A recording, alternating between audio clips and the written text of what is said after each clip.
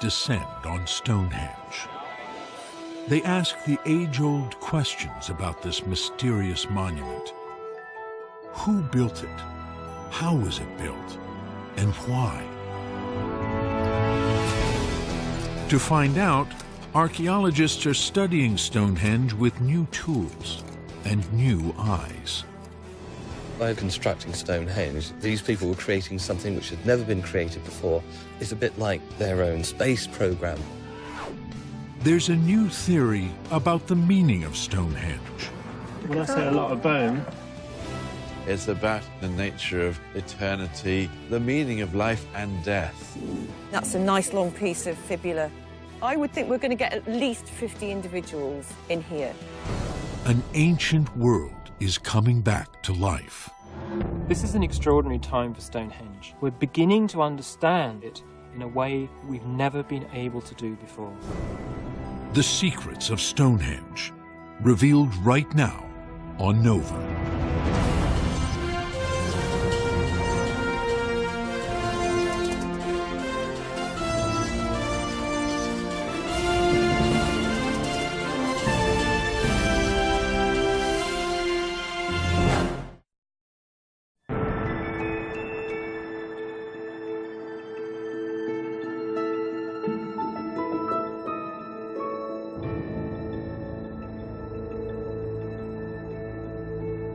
Brooding and majestic, Stonehenge is an icon of prehistory.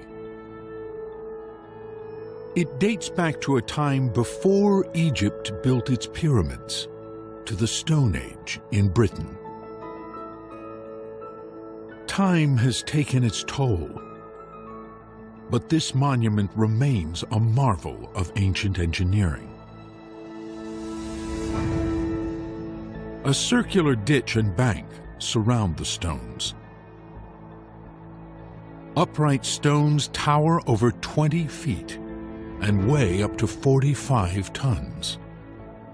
Horizontal slabs called lintels crown huge pillars.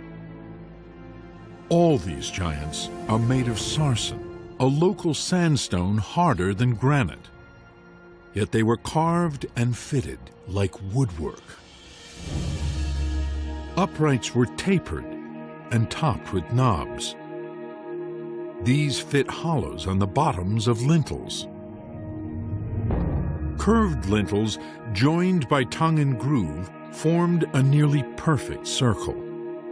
And despite a slight slope, this ring of lintels was level to within inches. The sarsens dominate Stonehenge, but nestled among them are smaller stones, no less remarkable.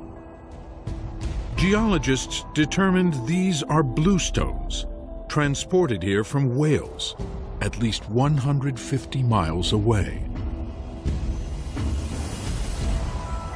Who built Stonehenge? How was it built? And why? For ages, we could only wonder.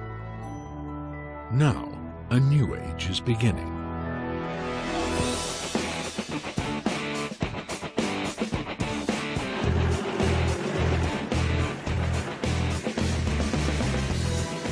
An army of archaeologists deploys around Stonehenge. Hey, everybody! Led by Mike Parker Pearson, the Stonehenge Riverside Project is nearly 200 strong, with scientists, students, and specialists in everything from astronomy to field survey. We're 6 years into this archaeological project. It's one of the biggest in the world, I reckon. So it's a really big chance to find out some of the key questions about Stonehenge. We're on a mission. We're on a quest.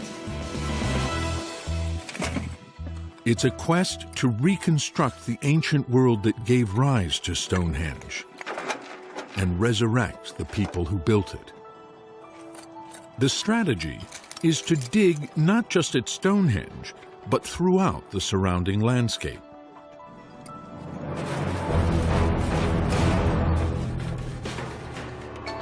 Stonehenge itself was extensively excavated during the 20th century. Those digs established that the monument was built in stages.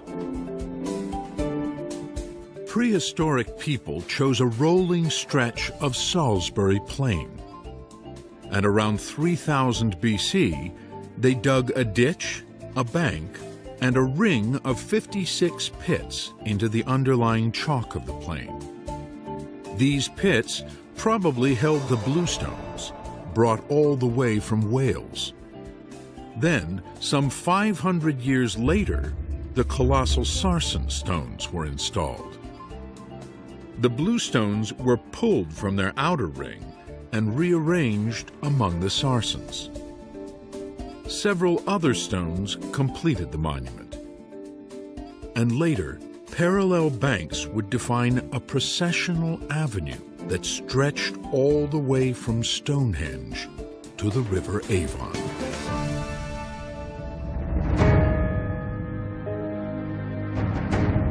Twentieth century excavations also uncovered the dead of Stonehenge. In the 1920s, nearly 60 human burials were excavated here, many in that outer ring of 56 pits known as the Aubrey Holes. But the discoveries were hardly acknowledged, because these were cremation burials. These people had been cremated, so they didn't have nice skulls with gleaming teeth to display.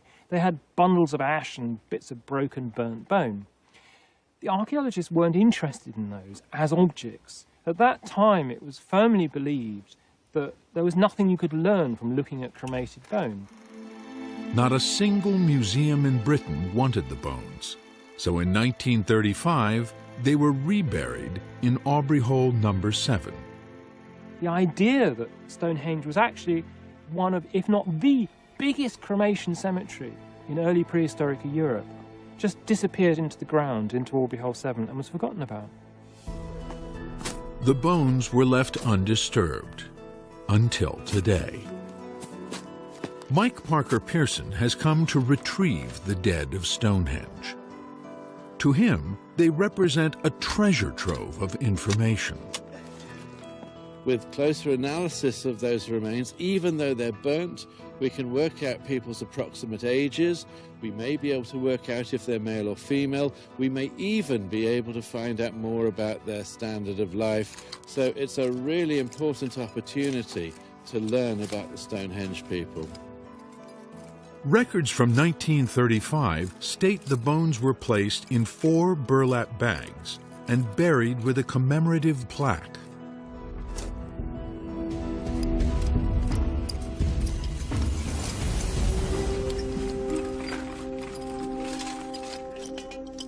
This is the first time anybody has seen a decent Aubrey hole for a good 80 years.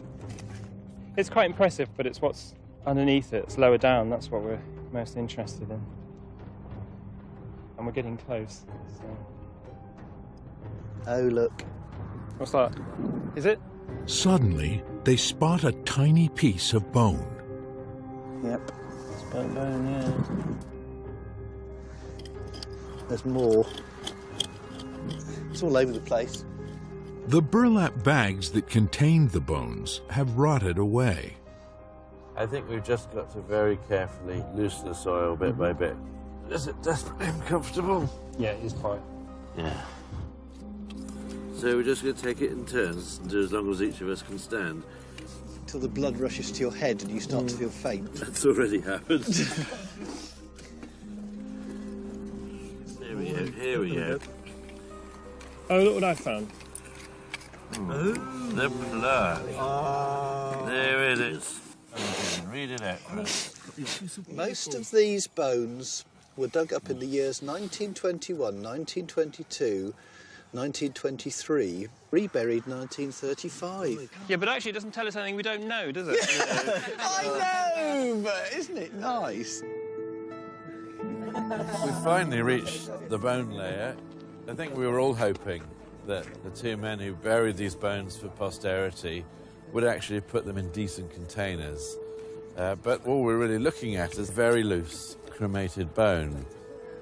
Oh, crikey. When I say a lot of bone, We've lifted the plaque, and what we saw underneath was quite a shock. Just a complete jumbled mass of bone from who knows how many people. The plaque has stopped soil falling down in amongst them. So as the sack rotted, the bones were left completely clean. But it's going to be a serious jigsaw puzzle in the lab.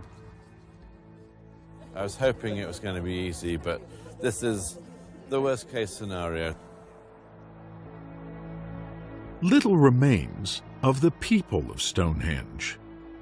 What do we know of their world?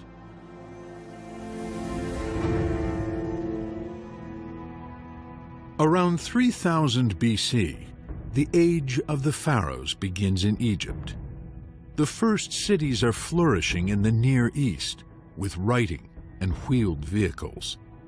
The use of metal is spreading across Europe, but has yet to reach Britain. Here, the Stone Age is in its final phase, the Neolithic. The stone axe reigns supreme. With this tool, people clear forests and shape the timbers of their homes. Their settlements are small and scattered. They keep livestock and move with their herds. They raise barley and wheat. People tend to get the impression that in the Neolithic, life was grim and short. That's not necessarily the case at all. People generally seem to have been probably fairly well nourished. They would have had access to quite good food resources. They were obviously sophisticated, and they're probably having a fairly good lifestyle. Their stone tools and fine pottery have survived the ages. But objects crafted of wood, plant fibers, or leather have mostly vanished in Britain's climate and soil. The fabric of their daily lives, their customs and their beliefs have long eluded us. But the remains of their dead are providing new clues.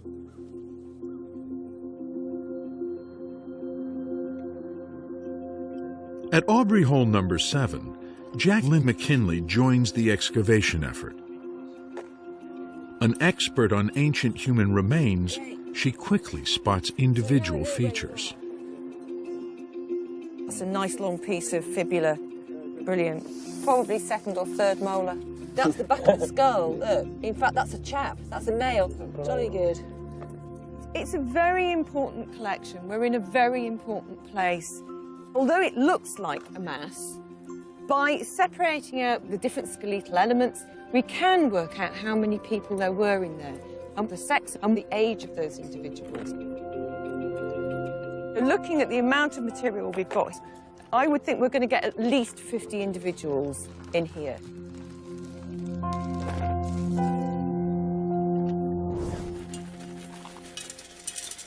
In all, 35 pounds of cremated bone are eventually sent to the University of Sheffield. Graduate student Christy Cox is resurrecting the dead of Stonehenge, bit by bit. There's thousands and thousands of bone pieces. It's far more than we ever anticipated when we originally started the excavation. This should join here. That is just amazing. So we're looking at this bit down the side here, where the mandible goes So it would be up. the TMJ joint. Yeah, and that suggests that we've got an older individual. The bones reveal that burial at Stonehenge was reserved for a select group. With a normal domestic cemetery, you'd expect to find a range of ages and individuals from both sexes. But most of the cremated bones are from adults, and the majority of those adults appear to be male, and mostly in the 25 to 40-year age group. We're seeing just a slight wear and tear on the bones in this population. So they were fairly healthy, they were fairly robust male individuals. if you've mostly got male cremations in there, that's something odd. That means that certain people are being selected for burial here. What was special about them? I suspect they may well have been people of important political stature. Quite possibly the men in one or more royal lineages whose authority made Stonehenge possible in the first place. So what this could be indicating is actually at the time Stonehenge was built, we have an aristocratic, male-based society. Now that's something we would never have known without these bones. Perhaps one royal family marshaled the manpower to create Stonehenge. And across the British Isles, other families or clans built their own stone circles. Nearly 1,000 still stand today. Neolithic people also raised timber circles. Today, all that remains are traces of post holes. But their size indicates some held tree trunks 15 feet high, weighing several tons. Enormous pits were dug to hold these timbers and standing stones.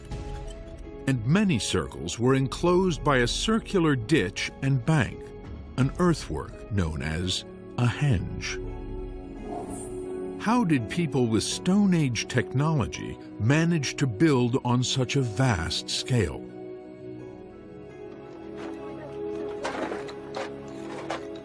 Near Stonehenge, Parker Pearson's team excavates a prehistoric ditch carved into the chalk of Salisbury Plain. Suddenly, an ancient digging tool comes to light. Oh! Oh, look at that! It's a pick made from the antler of a red deer. Oh, yeah. Antler picks were used as the means of excavating these features, ditches and pits during the Neolithic. You can imagine people using these picks to lever out the great chunks of chalk, prizing it out, and then putting it into baskets and pulling it out of the hole. An enormously labour-intensive task. When they got to the bottom and when they finished, maybe it was broken and they just dropped it, or maybe they just deliberately left it there, almost as an offering. But how did people move the giant sarsens, up to 45 tons of solid rock?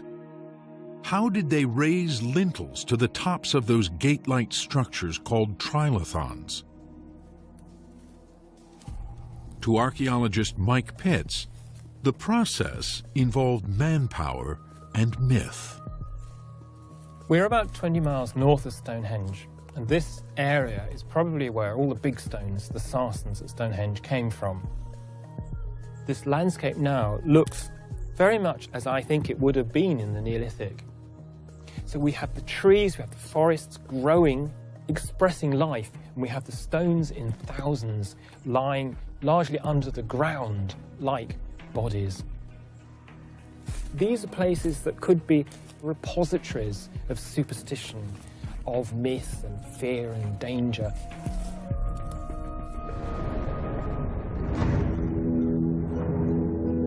To find a sarsen of the right size and shape for Stonehenge may have been a sacred quest for the most skilled stonemasons. Like a Michelangelo, they'd examine the stone very carefully. These are guys that are used to making stone tools. They understand stone. And I think a Stonehenge mason would have looked at a stone like this as something that he's used to making, like a stone axe or an arrowhead, but enlarged into a huge scale. Masons may have roughly shaped the sarsens at the quarry site, using pounding stones. But they left few clues to how they moved and raised giant stones. 1, 2, 3. So researchers have experimented. Stone Age Britain did not have the wheel, but people may have pulled large stones over rollers made of tree trunks. 2, 3, 4. Perhaps they laid timber tracks and slathered them with grease. A wooden sled with a keel would have kept the stones centered over the tracks.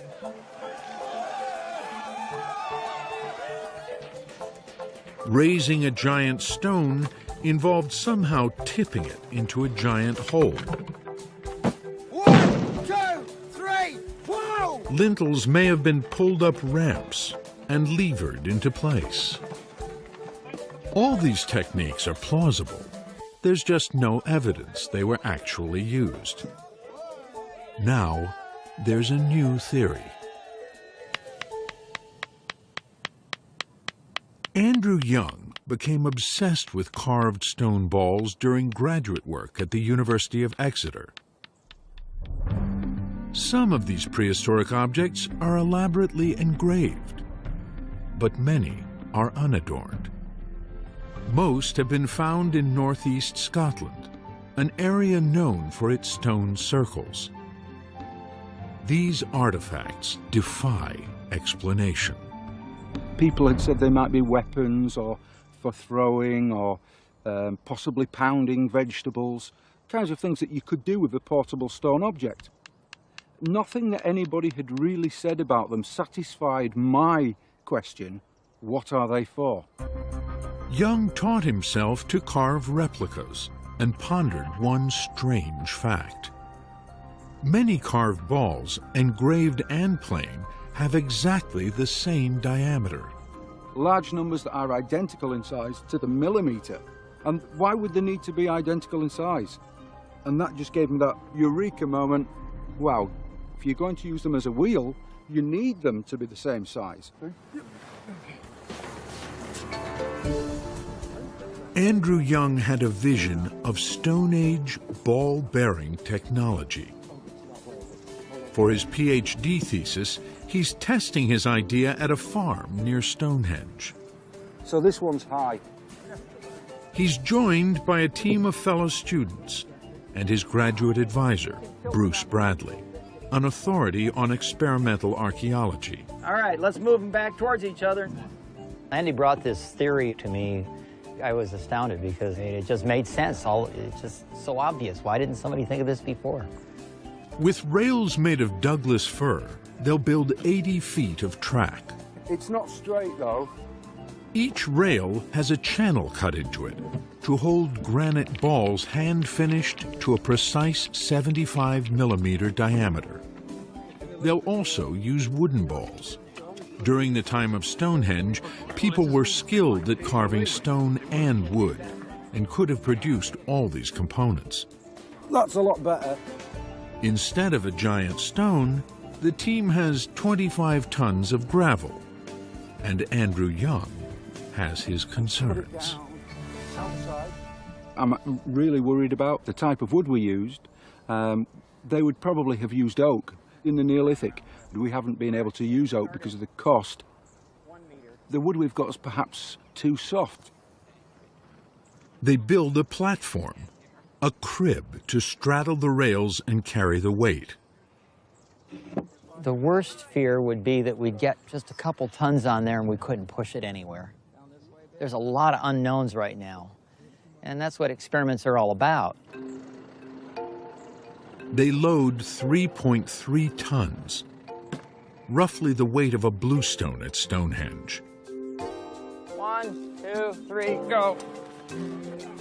Keep it going. Keep it going. Oh, darn. Almost immediately, they're stuck. Oh, man, what happened? The weight is crushing the Douglas fir. You know, this amount of weight seems to have compressed it enough that we're losing our gap. It's less than a centimetre, and that is not good. No. As soon as you've got that crib touching the rail, you just got friction. You've totally undermined everything we've done with the balls. Young's worst fear about the soft wood has come true. But there's a quick fix. To offset the compression of the Douglas fir, they place wooden inserts in the grooves. Eastern 23 mil. The gap is back, at least for now. They load up nearly 6 tons. roughly the weight of 2 bluestones. Can they do it? Look at the division of labor all of a sudden. How'd that happen? Hey, you girls, the call will be giddy up. All right. 1, 2, 3, 4. Go! It's moving! Come on! Yourself. Keep going, folks. Keep at it. Let's get on those wood balls. We're gaining speed. Whoa! Hey! We've moved the bluestones, and once it was going, we were going. Yeah, we were having a hard time stopping. We're not as heavy as the sarcens at Stonehenge, but I'm convinced that that's it. We can move the sarcens, no problem. The largest sarsen at Stonehenge weighs some 45 tons. How much can this rig handle? The team has one more day to find out.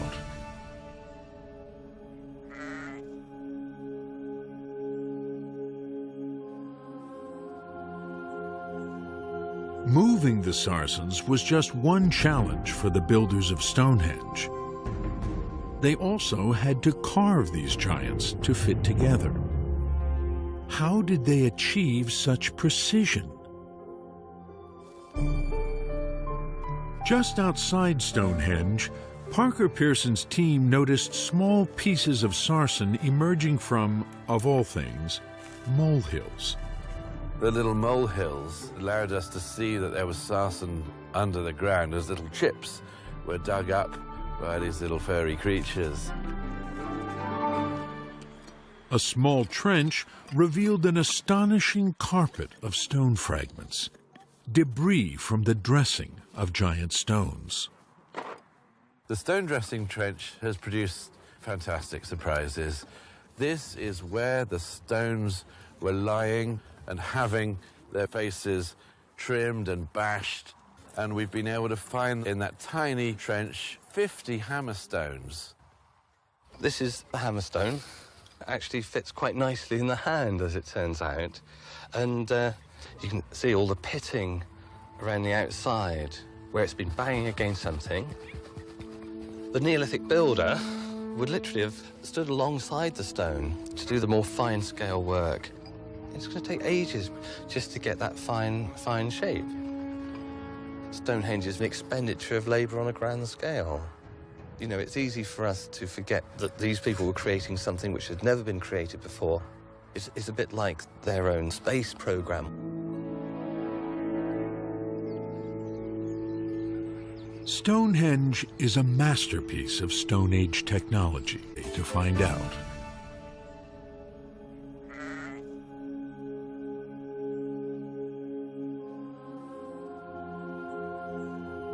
moving the sarsens was just one challenge for the builders of Stonehenge. They also had to carve these giants to fit together. How did they achieve such precision? Just outside Stonehenge, Parker Pearson's team noticed small pieces of sarsen emerging from, of all things, molehills. The little molehills allowed us to see that there was sarsen under the ground as little chips were dug up by these little furry creatures. A small trench revealed an astonishing carpet of stone fragments, debris from the dressing of giant stones. The stone dressing trench has produced fantastic surprises. This is where the stones were lying and having their faces trimmed and bashed, and we've been able to find in that tiny trench 50 hammerstones. This is the hammerstone. It actually fits quite nicely in the hand, as it turns out. And you can see all the pitting around the outside, where it's been banging against something. The Neolithic builder would literally have stood alongside the stone to do the more fine-scale work. It's going to take ages just to get that fine shape. Stonehenge is an expenditure of labour on a grand scale. You know, it's easy for us to forget that these people were creating something which had never been created before. It's a bit like their own space program. Stonehenge is a masterpiece of Stone Age technology. But what did it mean to the people who built it? Was it simply the burial ground of a royal family, or was there more to the monument? An enduring theory about the meaning of Stonehenge dates back to an observation made by 18th century scholars. They noticed that the entrance to Stonehenge faces the rising sun on the longest day of the year, the summer solstice. By the 1960s, people had embraced the monument as an observatory, used by ancient astronomers to track the sun and moon. Some astronomers even claimed the mystery of Stonehenge had been solved. Well, let's get one thing clear. This wasn't some sort of astronomical instrument. Clive Ruggles has written the book on ancient astronomy. An archaeologist and astronomer, he ran his own studies of Stonehenge. Everyone thinks that it's some sort of ancient observatory that incorporated lots of alignments. In fact, we archaeologists are only confident in one alignment at this monument, and that was the main axis that you see here. This axis runs right through the center of Stonehenge and down its avenue. In this direction, it points at sunrise on the summer solstice, around June 21st. On those few days around the longest day of the year, just as the sun rises, you would have seen a shaft of sunlight coming right into this. It would have been a very spectacular effect. The thing is, if the axis is pointing at midsummer sunrise this way, then it also has another direction. We come round the site. You have to do a bit of imagining here. We've got these big trilithons, 1 and 2, standing here. There was another one standing here. We've only got one of the uprights left. Then, in fact, the axis in this direction points at the sunset on the shortest day of the year, midwinter sunset. So the sun will be coming down like this and setting in this direction along the axis. This extraordinary alignment sheds light on the beliefs and rituals of people in the ancient world. Stonehenge isn't the only place that has an astronomical alignment built into it. There are many ancient peoples all over the world who've incorporated alignments on the sun, the moon, sometimes the stars. And what it's probably telling us is about a connection in people's minds between the sun and the seasonal cycle, and how by having the right ceremonials at the right time, they could keep in harmony with the cosmos. The alignment at Stonehenge suggests the solstices were important times of year for the people who built the monument. Mike Parker Pearson has unearthed evidence supporting that idea, though he didn't set out to study Stonehenge. I never thought I'd be doing any work here in a million years, and I had many other interesting things to do, so it was a series of accidents that really led to our project getting up and running. He had spent years in Madagascar studying traditional burial practices. Here, people build stone monuments for the dead. They believe stone belongs to the realm of the ancestors. The realm of the living is built of perishable materials, like wood. In 1998, Parker Pearson happened to visit Stonehenge with an archaeologist from Madagascar. When my colleague Ramilson saw all of this on a cold February morning, it was something of a bombshell, because what he was to say was to change archaeologists' understanding of this monument completely and to lead to a huge new program of archaeological research. I believe this is a meeting place to connect with the ancestors. I am utterly convinced the stones are linked to the ancestors. And that's the moment the light bulb went on in my mind, and I thought stone was associated with the ancestors, the dead, and constructions in timber should be associated with the living. And this made me think a little more about what was happening in the Stonehenge landscape. He knew Stonehenge was full of cremated remains, nearly 60 burials excavated in the 20th century, and perhaps 200 more in untouched areas of the monument. If Stonehenge marked the realm of the dead, where was the realm of the living? Less than 2 miles north of Stonehenge sits the giant henge of Durrington Walls.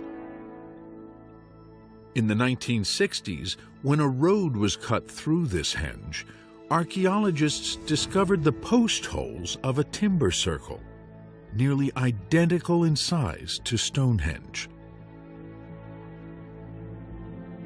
If Durrington Walls marked the realm of the living, and Stonehenge the realm of the dead, perhaps the physical link between the two was the River Avon. We know from mythologies all around the world that water is a very important part of that journey, from the world of the living to the world of the dead. It was a clever theory, with little to back it up. Until excavations began at Durrington Walls. My interest in Durrington Walls was to find out two things. There should be an avenue linking it to the river, just as there was Stonehenge's famous avenue leading to the water. Secondly, there should be evidence of settlement, of something to do with the living. The team did uncover an avenue, some 30 feet wide, running straight from Durrington Walls to the River Avon. The dig also revealed ample evidence of the living.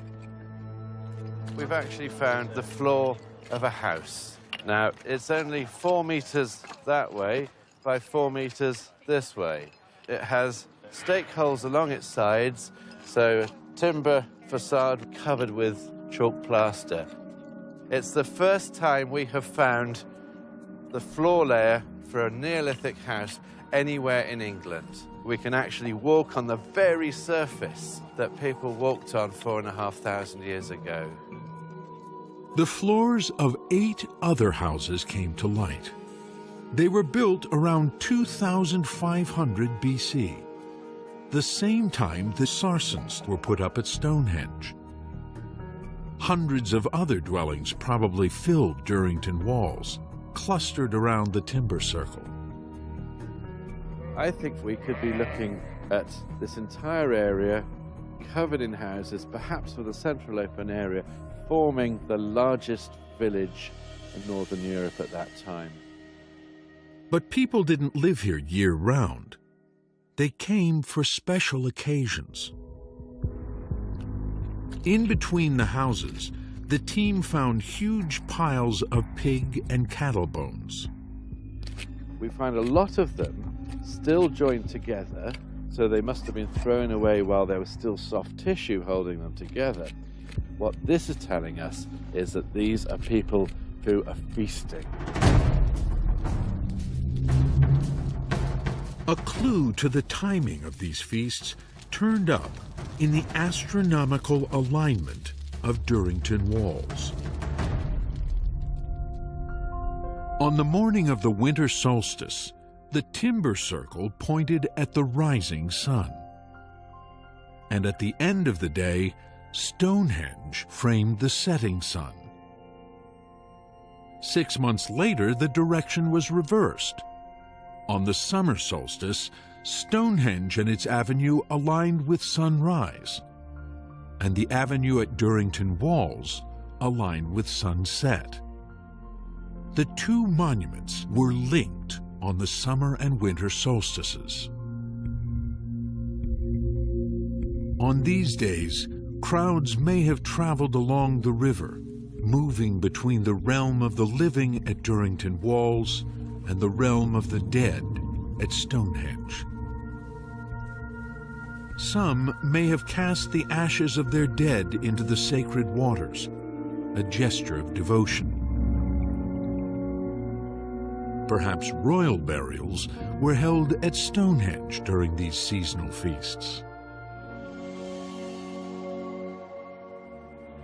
It may just be the sense of an unending cycle that is being reenacted by this flow back and forwards between the living and the dead to enable society to keep going.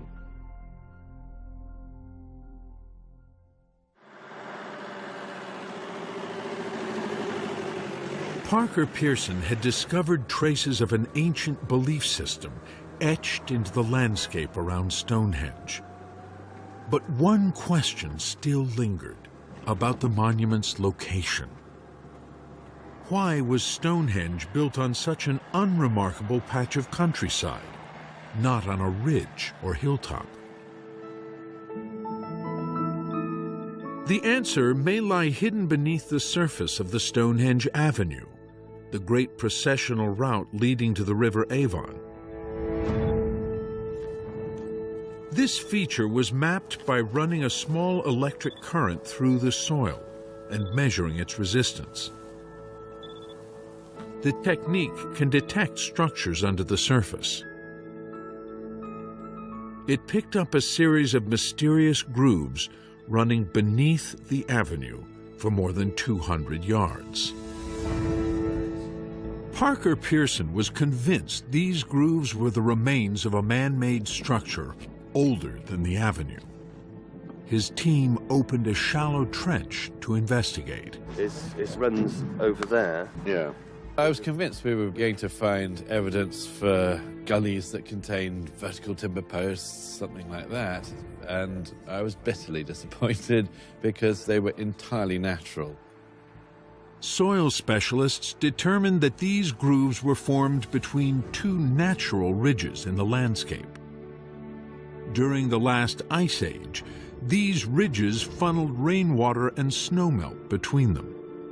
Yearly freezing and thawing caused the ground to crack into long, deep grooves. What makes the grooves extraordinary is that they are aligned with the solstices. On the winter solstice, they would have pointed directly at the spot where the setting sun touches the horizon. Think about this coincidence in the landscape, the fact that you've got these natural stripes in the landscape actually aligning with the direction where the midwinter sun goes down. Yes, to us it's a coincidence of nature, but imagine how that seemed to people whose mindset was different. It would have made it a very sacred and powerful spot. And that, for me, provides a very plausible reason why Stonehenge was constructed where it was. Prehistoric people built Stonehenge just beyond where the grooves end. Later, they enhanced the natural ridges with massive banks and extended the avenue all the way to the River Avon. Or so it was assumed.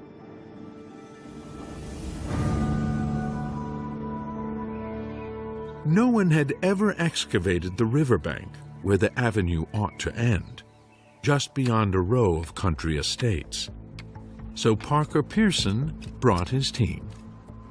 Well, we came down here looking for the end of the Stonehenge Avenue, and what we were expecting to find would have been fairly straightforward, just two banks and two ditches. What we actually found was completely different. What we have here is a ditch that is curving round in a semicircle, and most likely it actually formed a complete circle.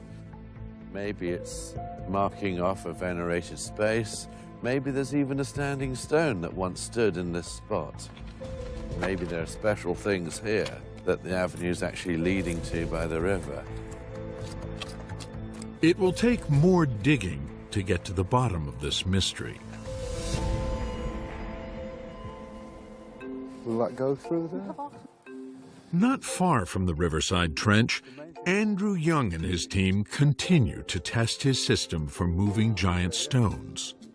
They tackle the equivalent of a sarsen at Stonehenge.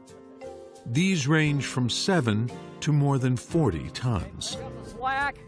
1, 2, 3. The team starts with a load of 8.3 tons. They give it everything they've got. Nope, not going. We didn't even budget. It's that moment of inertia that you've got to break. And obviously that was beyond 10 people.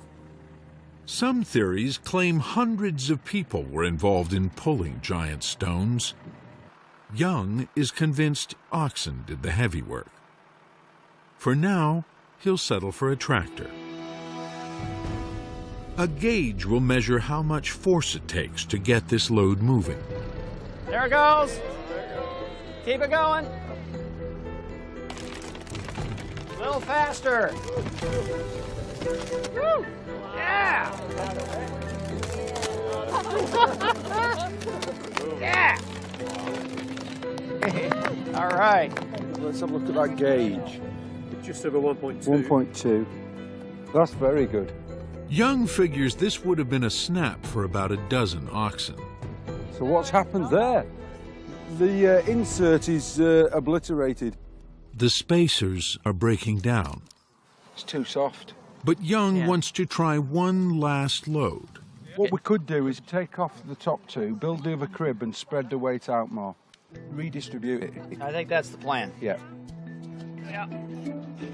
Pleased to meet you finally. Lovely to see you. Just then, Stonehenge expert Mike Pitts drops by. I've been reading your work for years and always been very impressed. Oh, thank you. Thanks for bringing the rain. Appreciate it. Well, Pitts is briefed while the team sets up a second crib. I'm thinking as I look at this, okay, supposing this did happen, you've got to have a really smooth track, almost like a road. Absolutely. You need an engineered route again, almost, don't you? Basically, yeah. It's pretty sophisticated. Yeah, but I can't believe that in the Neolithic, when they're moving these stones, that the landscape is going to be nice and clear and smooth like this, but there's going to be all sorts of things going on. Swamp and forest and stones getting in the way and the steep slopes that you've got to get through. And that's the case, but that's the case with any system. That doesn't make it unique to this one. Absolutely. Okay. Now the rig is ready for a final run. Nearly 13 tons. Heavier than some sarsens at Stonehenge. About a third the weight of the monument's largest stones. There it goes. Keep it going.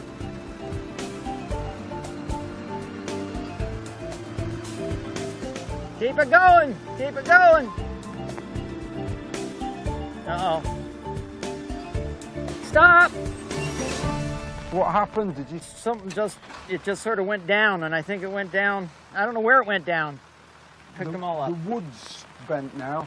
Yeah, but it worked. I don't know about you, but I was pleased with that. I think we're done, because we can't stay out here and get everybody frozen.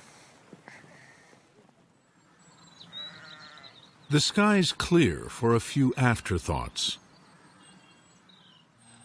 I'm not at all convinced. I think it's too sophisticated.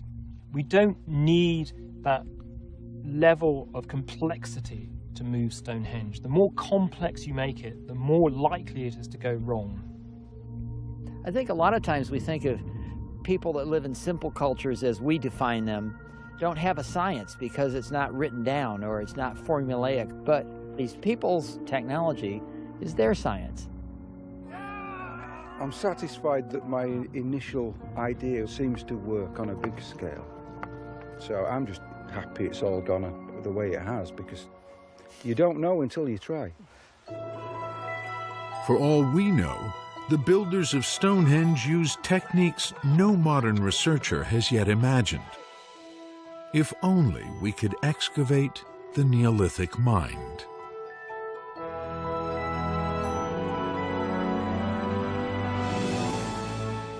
Back at the riverside, Parker Pearson and his team expand their trenches and expose more of that strange circular structure. It appears to be the ditch and eroded bank of a henge. Ben, we've got a huge triangular stone hole in that one.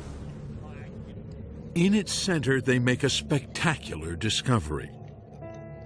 A ring of large holes. Recorded in a laser scan, Their shape and size point to one thing. They probably held bluestones, just like the ones now standing at Stonehenge. This place was selected out as a special spot to build a stone circle.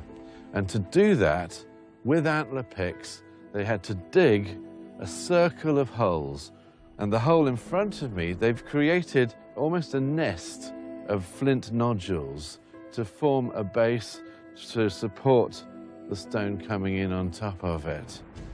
These stones would have formed almost a mini Stonehenge without the lintels, very close together, standing some 3 meters high in places. The complete circle probably held 25 stones. The team names it Blue Stonehenge. So, when was it put up? When was it taken down? Where did the stones go? And we're starting to get some answers for those questions. Found in the stone holes, a distinctive type of arrowhead suggests Blue Stonehenge may have been built around 3000 BC, at the same time Stonehenge was first built, as a ring of 56 blue stones. The two monuments may have been linked from the start. It may well be that these were set up together as two separate stone circles. One right by the river, one up at the special solstice place of Stonehenge itself. So providing the two ends of a ceremonial route for people to move back and forwards. But what happened to the bluestones by the river? Parker Pearson believes they were moved to Stonehenge. This probably happened around 2500 BC, when the giant sarsens were installed in the center of the monument. But the bluestones still mattered. They were pulled from the Aubrey holes and the riverside and rearranged, perhaps enshrined, inside the sarsens.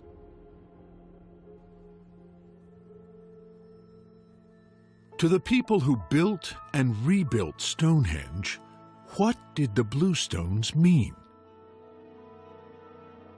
Why were dozens gathered from these outcrops in Wales, at least 150 miles away? Some of Britain's first farmers put down roots in Wales, 1,000 years before Stonehenge was created. Parker Pearson believes their descendants brought the bluestones to Salisbury Plain. When you actually move a stone, you're planting your identity, your very ancestry into the ground. You're saying, yes, we used to come from over there, but this is our place. And these are the symbol that even our ancestors occupy this space. So what I think we're seeing is that sense of transferring one's ancestors and ancestry in the form of stones. And here we have this very expression of belonging. Around 2500 BC, Stonehenge became a monument like no other, a symbol of everything the Stone Age could achieve. But this is one of the last great monuments to be built in southern Britain. It's the end of an era rather than the flowering of a huge, powerful civilization. It's something of a swan song.